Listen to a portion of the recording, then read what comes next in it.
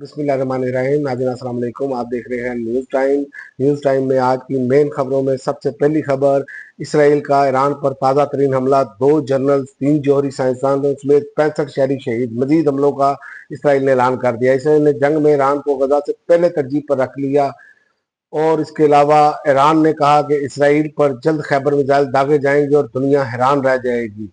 और इसके अलावा अमेरिका ने भी ईरान को धमकी दे डाली। अमेरिका ने कहा कि ईरान ने अमेरिकी शहरियों या अड्डों को निशाना बनाया तो संगीन नताइज भुगतना होंगे।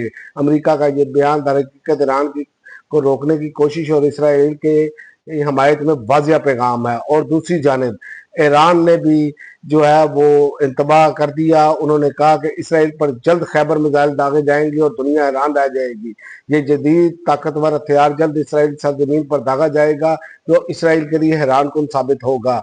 और इसके अलावा ईरान में 5 इसराइल के साथ ताउन करने के इल्जाम में जो है मुलजिम गिरफ्तार कर लिए गए। ईरानी मीडिया का दावा, ये गिरफ्तारियां उस वक्त की गई हैं जब ईरान और इसराइल के दरमियान इस टाइम जो है वो जंग अपने अरूज पर है। और इसराइली आर्मी चीफ ने कहा कि इसराइल के लिए ईरान तक का रास्ता साफ हो गया है, तेहरान में अहदाफ को निशाना बनाना शुरू कर देंगे।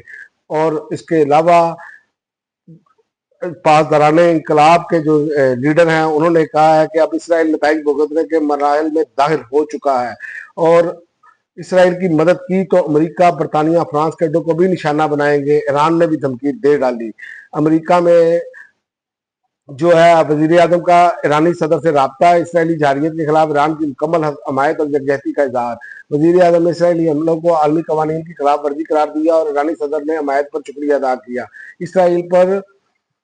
इसराइल पर जल्द खैबर मिसाइल दागे जाएंगे और दुनिया हैरान रह जाएगी, ईरान ने ऐलान कर दिया। और इसके अलावा इमरान खान को मुकम्मल आइसोलेट कर दिया गया। शेख वकास अकरम का कहना था कि नफरतें इतनी ना बढ़ाएं कि कल को फासले खत्म ना किए जा सके। अब तक के लिए नाज़रीन इतना ही। अगले वीडियो तक इजाजत दे। अल्लाह हाफ़िज़।